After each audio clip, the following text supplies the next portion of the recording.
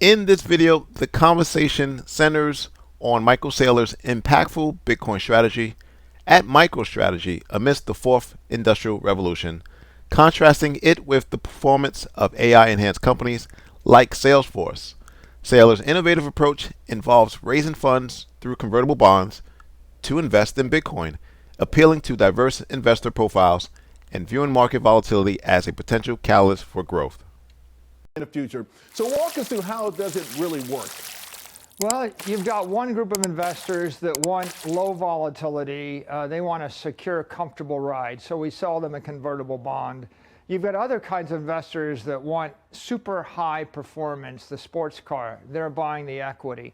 We borrow the money from the convertible bond market at 0% interest. We buy Bitcoin, we lever up the equity, so the equity outperforms Bitcoin, and that's great for equity investors. And for the bond investors, they can't stand the equity risk, they don't want the downside risk, but they have a huge appetite for the bonds. Why do they have, I saw one of the critics that said, who the hell is buying these? Who's buying them? They said, why would anyone buy them? They have 0% interest. Well, one group of people would be long Bitcoin investors. They're going to buy the bonds because they get the upside of Bitcoin without the downside.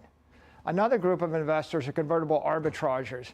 They actually buy the bond, short the stock, extract sort of a risk-free premium out of the instrument, and they can only do that with a convertible bond. They can't do it with equity, and they can't do it with Bitcoin. So again, you face a lot of critics with all of this. What do you say to people who are saying, hey, you're making up financial terms? Like, all the stuff you're kind of talking about is gobbledygook, and it's made up, and it's just sort of taking advantage of a moment in time when there's sort of a financial hysteria around the world, and it's not sustainable. Well, I would say that public companies exist to issue securities. So some fixed income investors, they want a guaranteed coupon, or they want low risk, and they want to participate without the volatility. Others want to make an investment. If you want to invest in New York City, you can either buy the real estate, or you can invest in a company that borrows a lot of money to develop 10 times as much real estate. So we're offering investors whatever degree of risk and performance they want. And there's hundreds of trillions of dollars in the capital market that absolutely has to buy a security, and they cannot buy the commodity. Right. So we're serving their need. The volatility as a positive from your perspective, I think you called it or equated it to fire some earlier in the week. Explain that part of it. Well, imagine I have a 40-ton weight in my backyard. It's a sculpture. That's US dollars on the balance sheet. Imagine I take the 40-ton weight and I put it on a flywheel and I spin it 60 RPM. That's a turbine. Now imagine I extend the arm a bit and I get it to go 120 RPM, and I plug it into a power plant. Now I've got a reactor. And so what MicroStrategy is doing is we're tapping in that volatility. We're using $40 billion of capital to capture the energy. We're powering our equity forward, and we're benefiting the entire crypto economy and the conventional capital markets. So Michael recently had a chance to address Microsoft to explain them the value of all of this Bitcoin, and you're obviously proud of yourself. We saw your video. I think it was like 17 takes. But I thought 21 times. 21 times, not bad, not bad. I think Yeah. one time it took Earl Campbell like 59 times to do one commercial. I think it's a great opportunity, though, to borrow some of these slides to educate also the audience, because not everyone knows the benefits. So obviously I wanted to start with this because it dovetails into the whole conversation of the fourth industrial revolution, this technology wave, digital capital coming right after, of course, the personal computer down to AI. What distinguishes this, the digital capital? Look, when we saw digital photos transform, a lot of people didn't get the fact that Kodak was going to get replaced by Instagram and Facebook, but they get digital photos. Digital capital is what happens when your long-term store of value goes from a building or goes from a portfolio of stocks to a digital asset like Bitcoin. Bitcoin represents the digital transformation of hundreds of trillions of dollars of capital in the world. Right. No one expected to see it, so they don't quite get Right. what it's going to be, except for the fact it's worth all the money in the world. So let's talk about that, because you do have a couple of slides showing assets around the world. First, okay, let's start with this again, geared toward Microsoft, but some critics would say when you talk about digital capital being economically and technically superior, no tax, I mean, that doesn't mean it can't be taxed in certain jurisdictions at some point, no torts, Legal issues are going to come up. No regulator. I mean, these are great points, but are they forever points? The point is, I got $100 million in New York City and I buy a building. I got to worry about someone slipping and falling on the sidewalk and a property tax. But if I can snap my fingers and teleport the building to Zambia, Central Africa, or to Monaco, all of a sudden it's a teleportable building. And of course, if I don't have any tenants in the building, I don't got to worry about them defaulting. So digital capital is the ability to move the money at the speed of light anywhere on Earth and program it on a computer. There's a lot of people that are going to want that rather than having, pick a country in Africa where you want to invest your life savings in a building forever. Yeah, let's say Angola. Right, and what happens if the government fails?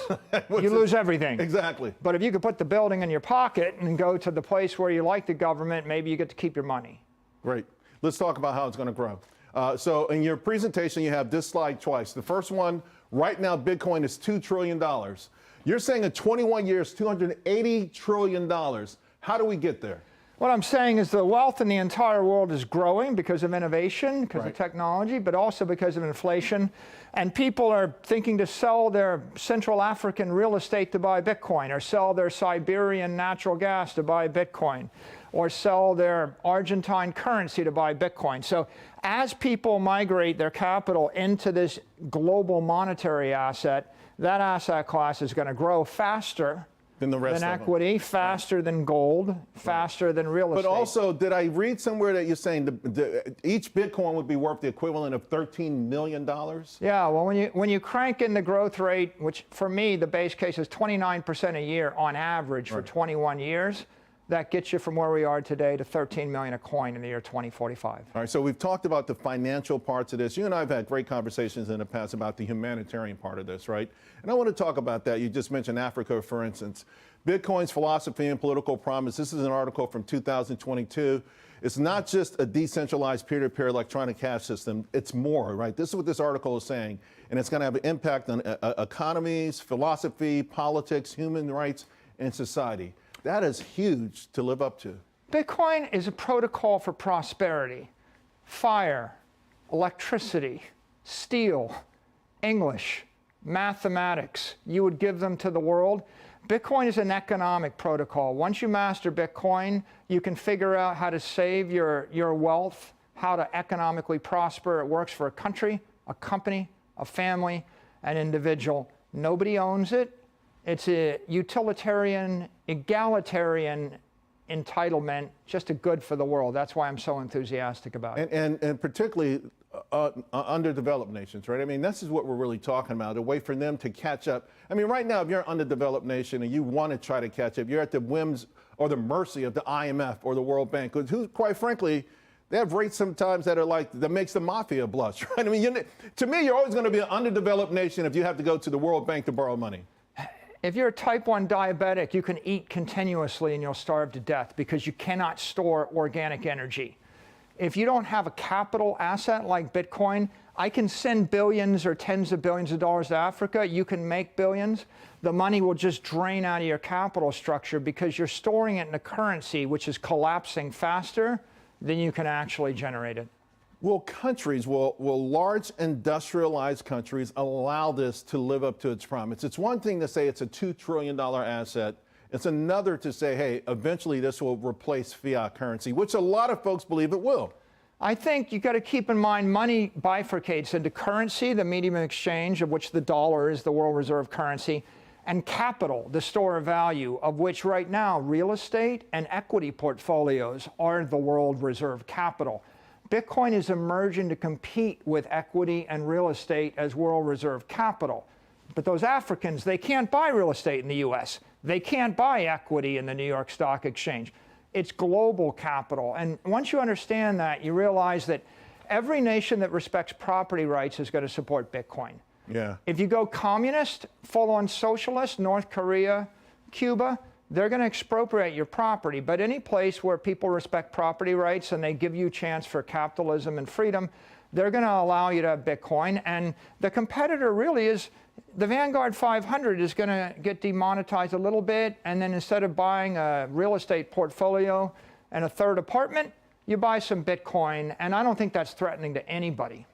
Well, the Trump administration, no, because they're talking about a strategic reserve. But, again, these nations that are in trouble, maybe. I do want to point out, I always talk to people about this, like Yap Stone money.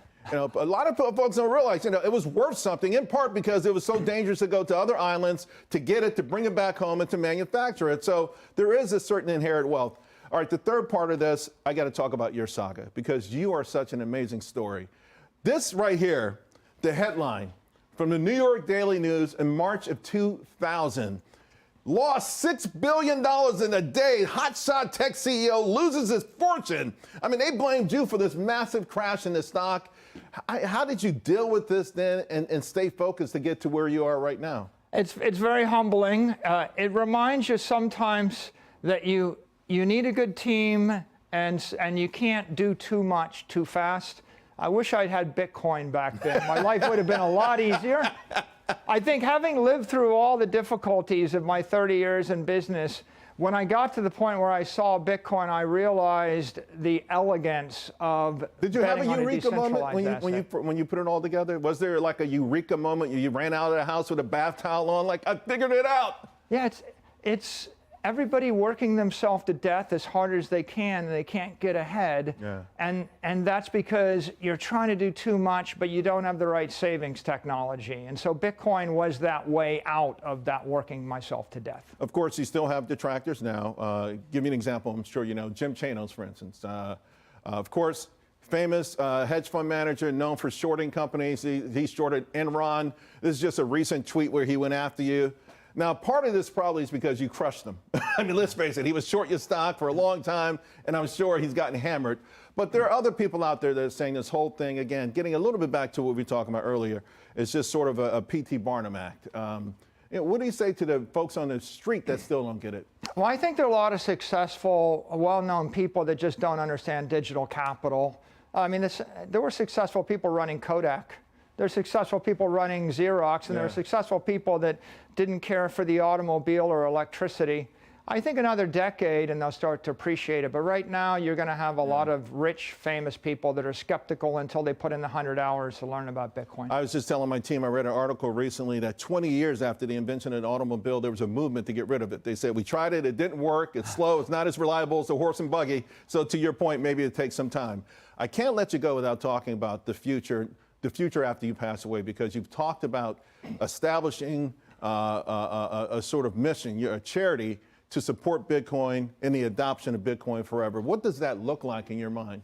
Well, I'm reminded of the fact that Rockefeller contributed a lot of money to a lot of causes, and 100 years after his death, people are criticizing him for something that one of his charities is doing right now. So sometimes you got to be careful about big charity. But what I would say about Bitcoin, which is just wonderful, is if you accumulate a lot of wealth in Bitcoin and you just burn the keys when you leave, you're making a pro rata contribution to everybody that owns Bitcoin in the world based upon their contribution and their knowledge of Bitcoin. So I think that supporting Bitcoin as a protocol for prosperity is just a great thing to do. And otherwise, I think, take the Bitcoin with you. Yeah.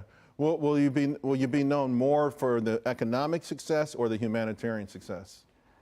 I hope I'm known for having taken the torch from Satoshi and went on to commercialize Bitcoin with corporations and governments decades after he passed. All right. Let's remember what happened to Prometheus. Let's hope that doesn't happen to you as you try to pass the torch on. Michael, great stuff. Congratulations. Thank you, Charles. Great stuff.